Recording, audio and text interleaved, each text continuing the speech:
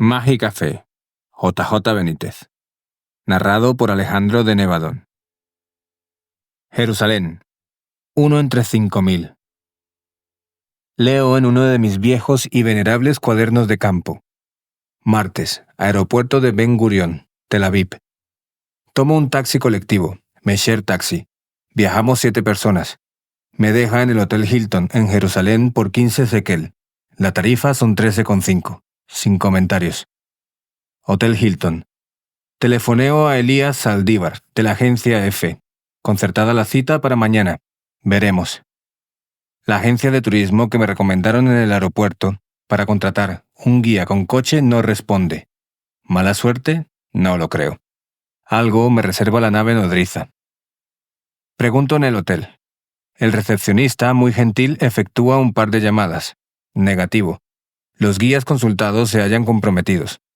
Sonriente, a pesar de lo intempestivo de la hora, casi las 11 de la noche, continúa telefoneando. Finalmente acierta. Mañana a las 8 se presentará en el hotel un tal Hajim Hassan. Tarifa, $100 por día. Incluye vehículo. La hora extra me costará otros $20. Veremos. Miércoles. Hajim, el guía de raíces hispanas, parece un excelente profesional. Habla 5 idiomas, incluido el árabe. Conoce Israel como la palma de su mano y, lo más importante, ha entendido en qué consiste mi trabajo. Rumbo a Tiberíades, como si nos conociéramos de toda la vida, me confiesa algo sorprendente. Aunque, a estas alturas del negocio, no sé por qué me extraño. Acaba de regresar de Argentina. Un viaje familiar, dice. Hajim es judío. Sin embargo, desde antiguo siente una enorme curiosidad por todo lo relacionado con Jesús de Nazaret. Y cuenta cómo un pariente suyo, conocedor de esta afición, le regaló un libro. «¡Increíble!», exclama, echando mano del volumen en cuestión. Me lo entrega. Lo hojeo y sonrío divertido. «¿No te parece mágico?», continúa con su monólogo. Lo llevo en el coche desde que regresé de Buenos Aires. Aprovecho para leerlo en los ratos libres. Y mira por dónde, anoche me llaman del Hilton. Me ofrecen un servicio y el cliente es el autor del libro que estoy leyendo. Al devolverle el testamento de San Juan, le respondo: «Cosas de la nave nodriza, querido amigo». Hajim, lógicamente, no sabe a qué me refiero. Me toma por un bromista. Algunas páginas más adelante repaso otra anotación, innecesaria por supuesto. Datos oficiales. Hoteles existentes en Jerusalén, alrededor de 70. Guías de turismo autorizados para trabajar en cualquier punto del país, 5000. Reflexión final. En un martes cualquiera, de un octubre cualquiera, de un año cualquiera, servidor conecta con el hotel y el recepcionista adecuados. Y este me conduce al único guía entre 5000 que en esos momentos lee un libro mío y regalado a 20.000 kilómetros. Si esto es casualidad, yo soy el emperador del Japón. Esas cosas extrañas. Jerusalén. Mi querida niña. En este un poco loco y atropellado intento de contagiarte mi tesoro, notarás que abuso de algunas expresiones. Por ejemplo, esas extrañas cosas que nos ocurren todos los días. Es un defecto muy propio y comprensible en aquellos que estamos convencidos de algo. Disculpa una vez más a este viejo luchador. De todas formas, a la vista de las asombrosas circunstancias que rodearon mi primer encuentro con Hajim, y conforme vayas sabiendo de otras anécdotas, tendrás que reconocer que hay ciertos motivos para insistir. Este capítulo, el de las extrañas cosas, además de cerrar el círculo de lo que trato de comunicarte, se presenta como el más cercano y fácil de tocar con las manos. Como recordarás, y aprovecho para refrescarte la memoria, la película que deseo que veas consta, digamos así, de 3 bloques principales. 1. La providencia existe y actúa físicamente. 2. Descubrirlo es cuestión de vista. 3. Son esas extrañas cosas que nos ocurren todos los días el mejor laboratorio donde comprobarlo. Así de simple y fascinante. Y te recomiendo que investigues el capítulo de las extrañas cosas porque, como irás viendo, son el pan nuestro de cada día. De las otras cosas, las anécdotas extrañas, olvídate por el momento. ¿Qué quiero decir? Sencillísimo. Por lo que llevo aprendido, deduzco que la providencia dedica más horas a los asuntos domésticos y de poca monta que a las situaciones límite o de vida o muerte. ¿Chocante?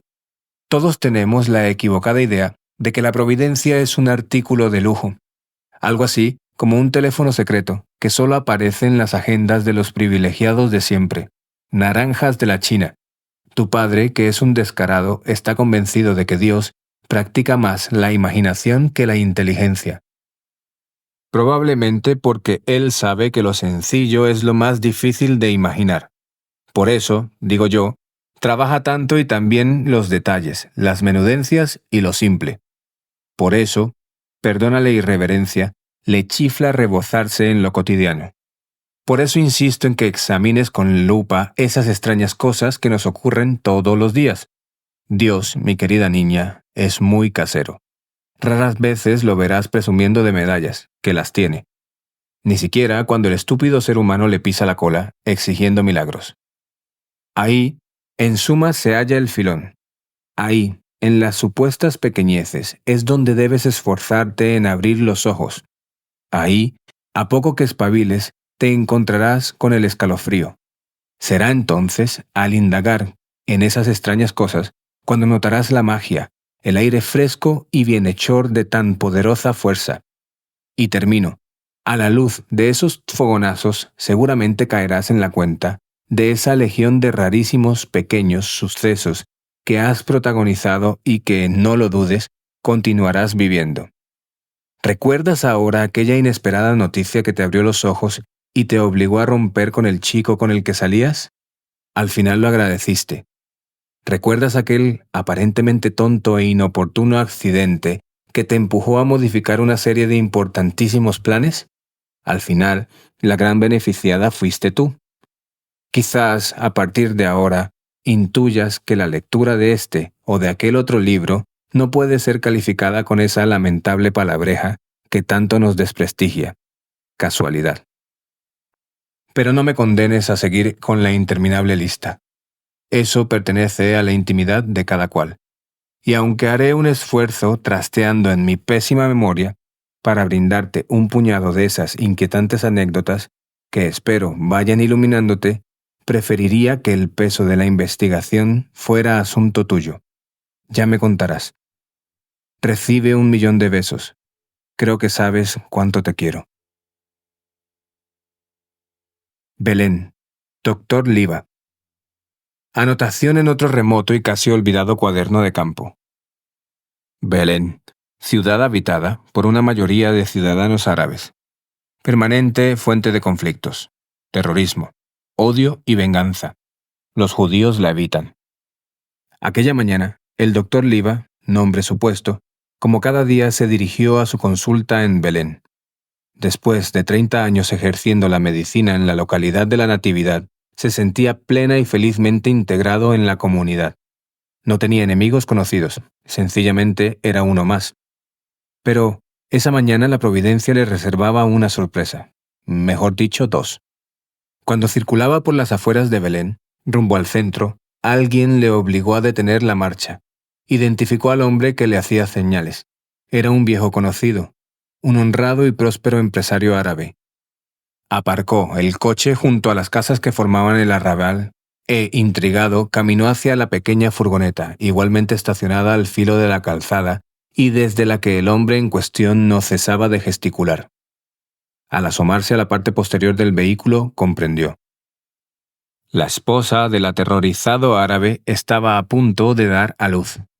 Y sin más preámbulos, el doctor se ocupó de la parturienta. Minutos más tarde, el árabe sonrió feliz. Había sido padre de un hermoso niño. El suceso, sin embargo, inicialmente venturoso, no terminó ahí. A cosa de 50 metros de la furgoneta, en el arrabal, una súbita llamarada dejó sin habla a los protagonistas y testigos del alumbramiento. Algunos vecinos, tan desconcertados como el doctor Liva, corrían en todas las direcciones, huyendo del turismo que se acababa de incendiar. Y árabe y judío cayeron en la cuenta de lo ocurrido. Una lata de gasolina, abandonada de forma precipitada junto a una gran antorcha, les hizo comprender. Mientras el doctor ayudaba a nacer al bebé, unos extremistas, igualmente árabes, habían atentado contra aquel coche, cuyas placas revelaban el origen judío de su propietario.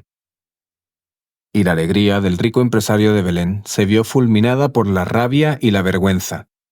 Y el doctor Liva, buscando tranquilizar al desolado árabe, hizo un solo comentario. Querido amigo, el Talmud nos enseña a bendecir a Dios, tanto por el bien como por el mal. 3 días más tarde, alguien colocaba a las puertas del domicilio del médico judío un flamante turismo regalado de un árabe agradecido. Hablemos de ventajas. Jerusalén. Queridísima hija, cuán cierto es que con suerte a lo más que podemos aspirar es a soñar a Dios. Querer desguazarlo, examinar las piezas y, sobre todo, pretender conocer su funcionamiento es tan ridículo como empeñarse en que Thor, nuestro pastor alemán, distinga a Orca de Aristóteles. La providencia es un bello rostro, el tuyo, por ejemplo. Si arañamos el porqué, acabaremos en un laberinto y perderemos el tiempo. En contra de lo que predican teólogos y filósofos, Dios sí es comprensible, pero no ahora. Estamos condenados, felizmente condenados, a entenderlo. Más aún, somos portadores de su semilla. Pero, ¿por qué preocuparnos del máster de fin de carrera cuando apenas hemos estrenado la enseñanza primaria? La verdad es que no era de esto de lo que quería hablarte. Quizá en otro momento me aventure en ese resbaladizo terreno de la ilógica lógica del Dios que tenemos por padre. La anécdota del doctor Liva lo merece. Mi idea, siguiendo con el asunto del tesoro, es comentar una segunda parte, maravillosamente inevitable. Aceptando que lo dicho sea cierto, ¿qué beneficios consigue uno? ¿De qué me sirve aceptar ese increíble juego de la providencia? En primer lugar, no olvides que te escribo única y exclusivamente desde mi experiencia. Un conocimiento, también es cierto, idéntico al de la mayoría de los otros socios del club. Pero, atención, en mi caso, y sabes de mi natural torpeza, no ha sido un aquí llego, aquí te mato. Ojalá. He necesitado años para olfatear las posibles ganancias. Aún así, tú tranquila. No te desanimes. Hay personas, en especial entre la juventud, que disfrutan de unos reflejos mentales tan rápidos que reducen el periodo de prueba a un pestañeo. Al principio, en una de las cartas te dibujé muy por encima algunas de las más espectaculares ventajas que alcanzan quienes, como yo, apuestan por la fe en esa fuerza. Individuos afortunados, vine a resumir. Sé que en los tiempos que corren suena a cuento chino. Déjame que te explique, no te amontones, y lo haré, si te parece, gota a gota, aunque tarde o temprano terminarás por comprender que este tesoro es un todo armonioso. Un juego que, lentamente y sin querer, se transforma en un estilo de vida. Y para que lo mastiques y lo digieras con facilidad, haremos un guión previo. Digamos que tu padre ve así esas formidables grandes ventajas. Primero, protección. Un sentimiento-sensación que nos hace confiados. Y los socios del club vamos por la vida con las manos en los bolsillos. Otros, en cambio, obsérvalo, parecen boxeadores, siempre en guardia.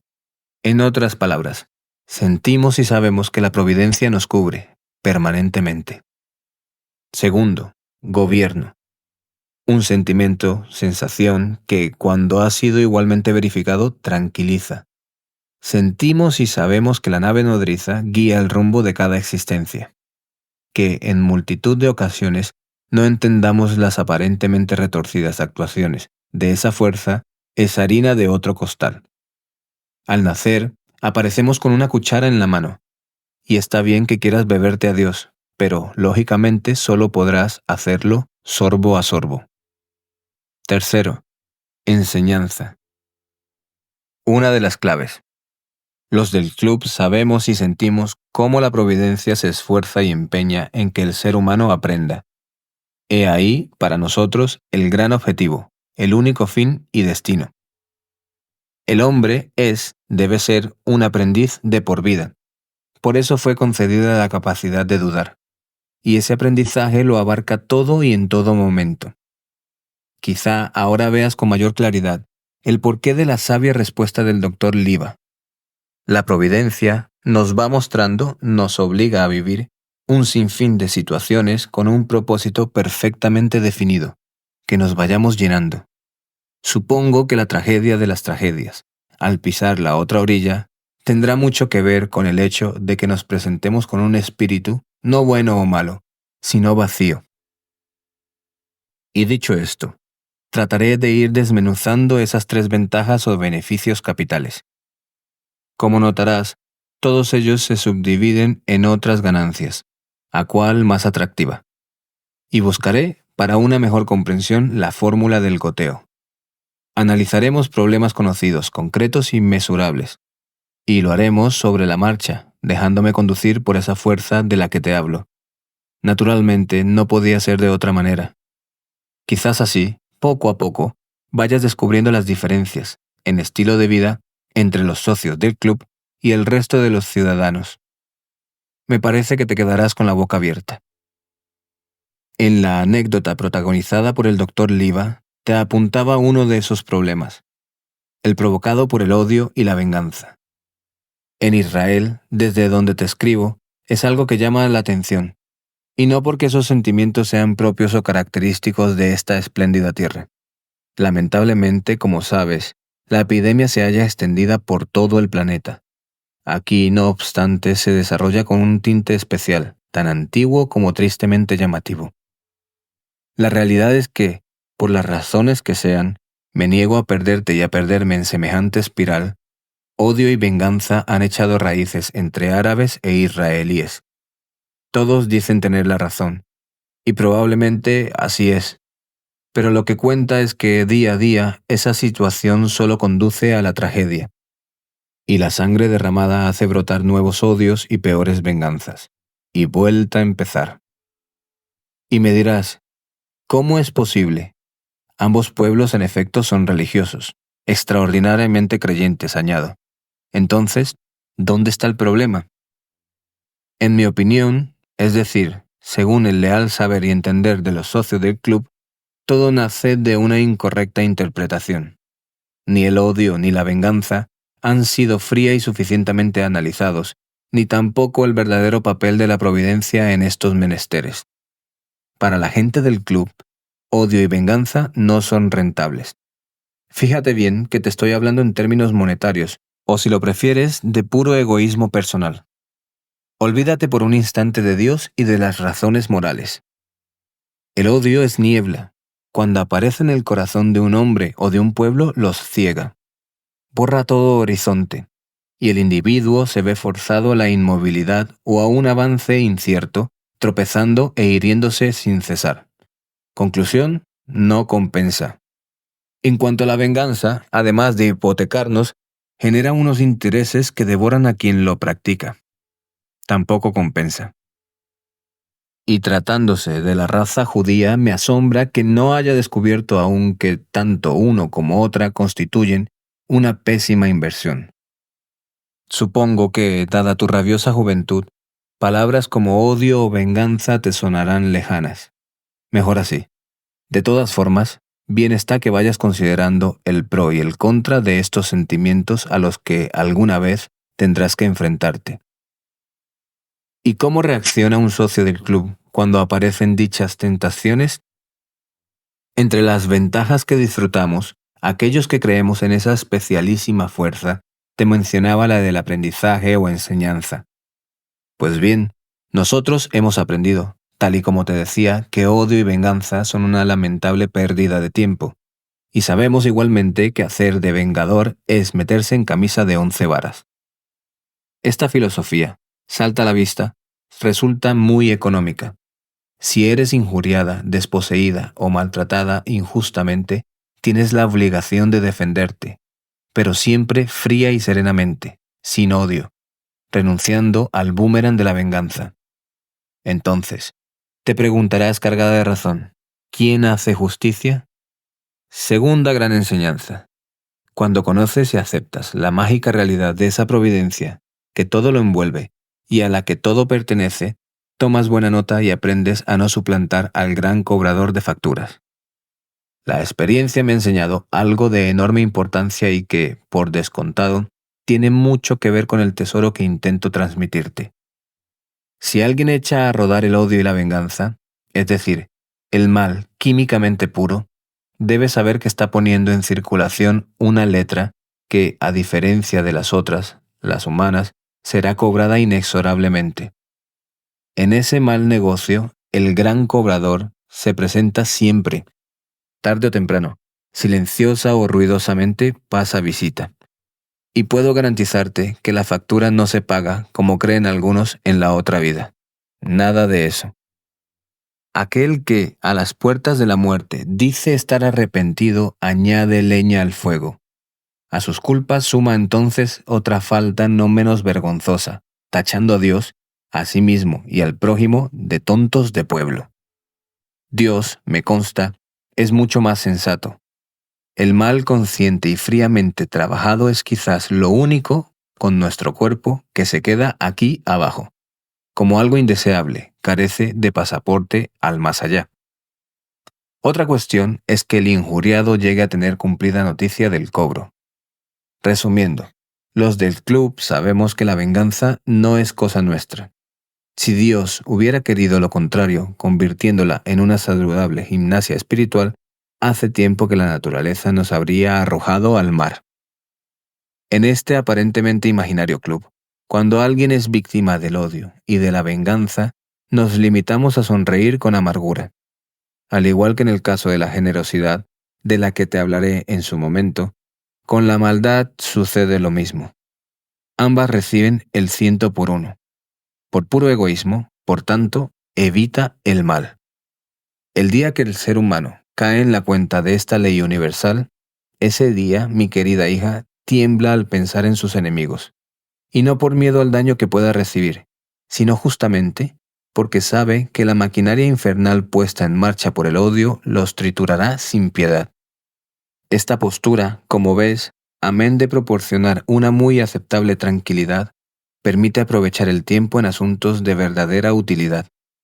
Esta mágica fe, en definitiva, resulta altamente rentable, o dicho de otra forma, creer es crear. 1.000.000 de besos y que la nave nodriza te siga cuidando. Kuwait. $100, señor. Nunca creí que pudiera ocurrirme. Sin embargo...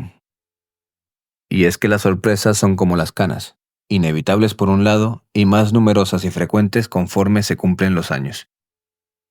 Probablemente son el taconeo de Dios, cada vez más próximo. Y sigo leyendo en mi cuaderno de bitácora.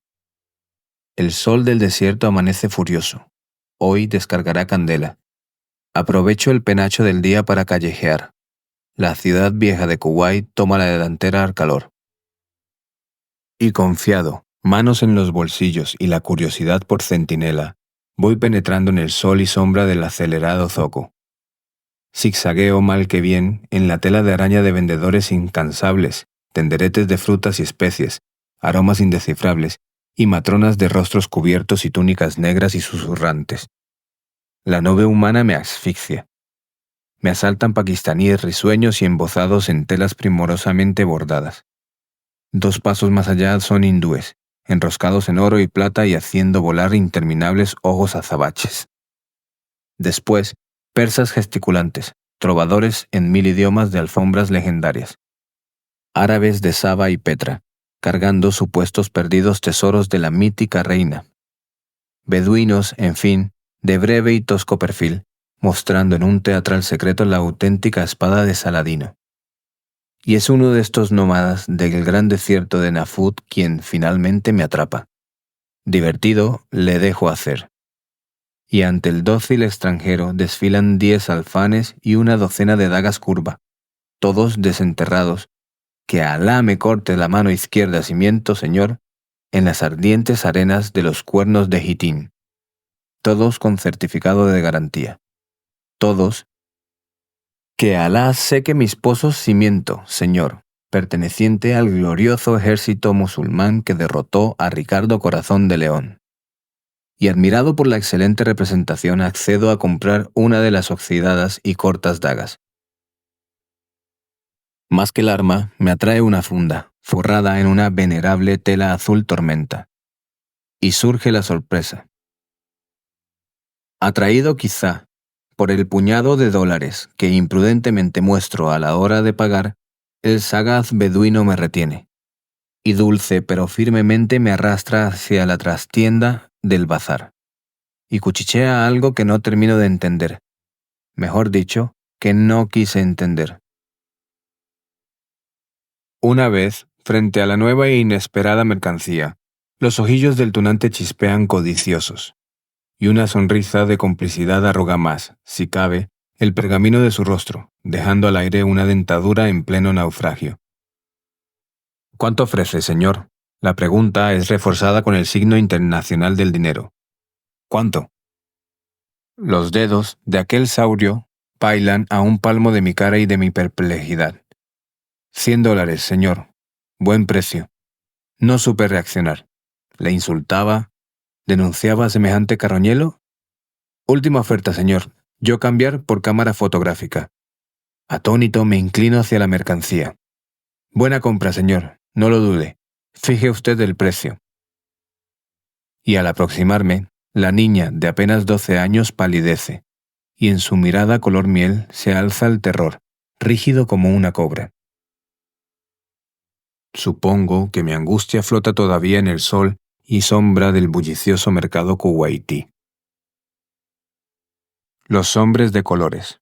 Kuwait. Mi querida niña. La triste anécdota vivida en el zoco confirma lo que ya te adelanté. La providencia, empeñada en hacernos aprender, va colocando al hombre como un peón en un tablero de ajedrez. Las 1001 experiencias que le aguardan deben ir llenando la botella de su vida. Y cuanta más información, más poder y sabiduría. En este caso, la lección recibida por tu padre tiene mucho que ver con otro problema no despejado aún por la humanidad: la desigualdad. De esto quiero hablarte. Y apuntando más alto, de la vergonzante discriminación que, como mujer, tendrás que padecer. También en este doloroso asunto observarás cómo la posición del club es radicalmente contraria a la que impera en el mundo. Y empezaré con otro cuento fantástico en apariencia, solo en apariencia. Veamos. Sucedió en un tiempo lejano, el buen Dios quiso que aquel planeta azul fuera habitado, y dio forma, a su imagen y semejanza, a un hombre y una mujer, enteramente transparentes. Como sabes, Dios es transparente. Y conforme a sus planes, también sabes que le encanta inventar, la pareja tuvo 6 hijos. Pero, invento curioso, ninguno era transparente. Aquello confundió a la familia. Cada hijo, para colmo, presentaba una piel diferente de color. Dios no lo puede remediar, es un guasón. El mayor era rojo, el segundo anaranjado, el tercero azul, y los 3 restantes verde, amarillo y violeta respectivamente. Y los hombres de colores fueron derramándose por el mundo, conquistando tierras y mezclándose entre ellos. Y fue así como aparecieron otras razas también de distinto color. Una de ellas, por ejemplo, tenía la piel negra. La última, en cambio, era blanca. Y ocurrió que el blanco con los siglos terminó dominando el planeta, y cruel y despiadado, fue aniquilando y esclavizando al resto de los pueblos. Y llegó, incluso, a fabricar toda clase de dioses, blancos, naturalmente. Hasta que un día, de esto hace ya unos 2000 años, ese buen Dios, no me explico de dónde saca tanta paciencia, echó un vistazo y, temiendo que el experimento se le fuera de las manos, cortó por lo sano, y envió a uno de sus hijos, con el fin de aclarar la broma. Y comentó para sí: lo pintaré de blanco, y vivirá entre los blancos. Así será escuchado sin problemas. Y su voz, en efecto, fue oída. Pero los dueños del mundo, blancos, claro está, temiendo perder el poder, lo prendieron, torturaron salvajemente y crucificaron. El buen Dios, sin embargo, no pestañeó. Y es que, como comprenderás, se las sabe todas. Y tirando del as que escondía en la manga, se marcó un farol. Al tercer día de su muerte, el hijo volvió a la vida y fue a presentarse en medio de los blancos, pero con un cuerpo transparente. Y cuentan las crónicas que, desde aquella memorable partida de cartas, los hombres de colores han recuperado la memoria. Y saben de su origen y de su feliz e inevitable destino. Me parece, querida hija, que está clarísimo. Esa es justamente la filosofía del club respecto a la igualdad entre los hombres. La desigualdad, la esclavitud y la discriminación son la consecuencia de un olvido. Una pérdida de memoria que, a pesar de lo optimista y bien intencionado del final del cuento, seamos sinceros, todavía perdura. ¿Y de qué forma? Pero el mensaje, eso sí, fue entregado realmente. Lo que ocurre es que, por H o por B, yace sepultado bajo cúpulas bien conocidas. Y para enredar aún más la madeja, algunos se han encargado de maquillarlo, presentando la visita de aquel célebre hijo como un generoso gesto de salvación y redención del género humano. Como si el buen Dios, torpe y despistado, tuviera que remendar su propia obra. En mi opinión, ese mensaje, como refleja el cuento, era mucho más lógico y reconfortante. Abusando de tu paciencia, lo traduciré a imágenes. Imagina un gigantesco sol. De él saltan, sin cesar, infinitas llamaradas. E imagina también que ese inmenso astro incandescente es el mismísimo Dios. Y un día, esa colosal fuerza decide crear una criatura llamada hombre. Para ese acto no tengo explicación, todavía. Y Dios, siempre económico, elige una fórmula magistral. Aprovecharé mis propias llamaradas. Y dicho y hecho. Y nos fue creando uno por uno, con nombre y apellidos. Y a cada individuo le fue regalando una de sus llamitas. No me preguntes cómo lo hace, pero lo hace. Y así fueron apareciendo millones y millones de mujeres y varones, todos con el obsequio de la pequeña llama en su interior. Todos, físicamente, eran y son mini sol. Todos, en suma, son, físicamente, hijos del gran sol. Todos, agárrate, son en consecuencia, físicamente, hermanos. Y al morir, esa chispa queda libre e inicia una maravillosa carrera de vuelta hacia su verdadero origen, el gran sol. Ya te dije que Dios es un guasón. Fin del mensaje. El maestro, por tanto, fue un recadero de lujo. Un mensajero oportunísimo que quiso refrescar la memoria. En tu alma parpadea algo así como la llama de un mechero. Y esa llama, qué gran tipo el creador, es un pellizco de él mismo. ¿No es esto, mi querida niña, un regalo de campanillas? Que no me hable de salvación ni redención. Tú y yo somos hijos físicos de un Dios, y ese Padre, pobre de nosotros, no condena ni salva, sencillamente regala. Lo malo, como te decía, es que este fastuoso mensaje ha sido deformado o, lo que es peor, olvidado. Y al perder la memoria de nuestra verdadera naturaleza, hemos caído en el foso de la injusticia. Porque eso es, hablando claramente, la desigualdad. Una injusticia dramática, teniendo en cuenta que los hombres de colores son, en realidad, originalmente transparentes, es decir, iguales.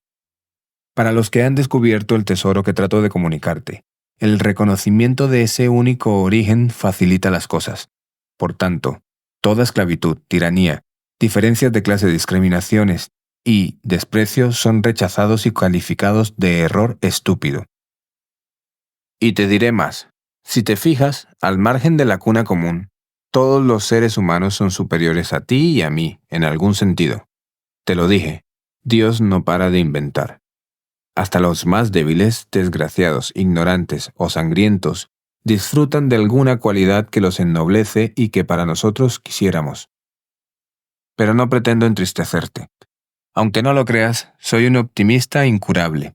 Y sé que, en su momento, ese mensaje que yace medio enterrado en el polvo del camino será rescatado, y la humanidad quedará deslumbrada. ¿Comprendes ahora por qué te escribo? ¿Comprendes mi desolación cuando aquel beduino quiso venderme a la niña? Te señalaba también, al principio de esta carta, mi deseo de profundizar en otro problema que se agita en la misma olla de la desigualdad y que, sin embargo, a los del club nos parece que debe ser cocinado aparte. Como mujer ya lo habrás empezado a sufrir. En muchos aspectos, dice el hombre blanco, eres una ciudadana de segunda. Pues bien, en mi opinión, la viejísima discriminación que soporta la mujer, poco importa el color, tiene unas raíces que, aunque emparentadas igualmente con el fatal olvido de la cuna común, se adentran en otros terrenos, tan refinados como blasfemos. No se trata únicamente de desprecio o de reducir a la mujer a un ser inferior. Para la gente del club, insisto, el pecado es más siniestro. Con 2 pinceladas me entenderás. Miedo. Primera gran razón que empuja al hombre a mantener a distancia al sexo opuesto. Te aseguro que no desvarío. El varón sabe que la mujer, en cualquier época y lugar, goza de más inteligencia, sentido común, sutileza, valentía, tenacidad, imaginación, fe y capacidad de amor de lo que él pueda lograr. Hablo naturalmente en general, y eso, querida niña, resulta insoportable. Y el vanidoso representante masculino, en lugar de reconocer tan espléndida verdad y unir fuerzas, opta por huir hacia adelante, invocando toda suerte de falsas excusas. Incluso, astutamente ha sido capaz de retorcer la palabra de Dios, afirmando que esa inferioridad está dictada en los libros sagrados. La sofisticación, palabra que significa falsedad, es diabólica. Y es que no hemos comprendido que hombre y mujer forman una balanza. Si se desequilibra, perdemos todos. Desconocimiento de la divinidad. Segunda razón. Y la más injuriante para todos, incluido el hombre. Me explico. Dios, no te asustes, tiene más de madre que de padre. Solo así cabe comprender que haya rizado el rizo de su propia creación, dando vida a una criatura, tú, que habla con la mirada y con el silencio. Una criatura capaz de guiarse no solo por las leyes, sino sobre todo por los sentimientos. Una criatura que mezcla, como nadie, la dulzura con la razón. Una criatura cuya sonrisa hace estremecer templos y doctrinas. Una criatura a quien, como el buen Dios, le sobra tiempo. Una criatura cuya generosidad le permite ser 2 en 1. Una criatura, la única, que inventó el beso. Pero el estúpido varón no sabe y no contesta. ¿Comprendes ahora la rabia de la gente del club cuando se arrincona a la mujer o se le tacha de ciudadana de segunda? Recibe 1.000.000 de besos y gracias por ser mujer.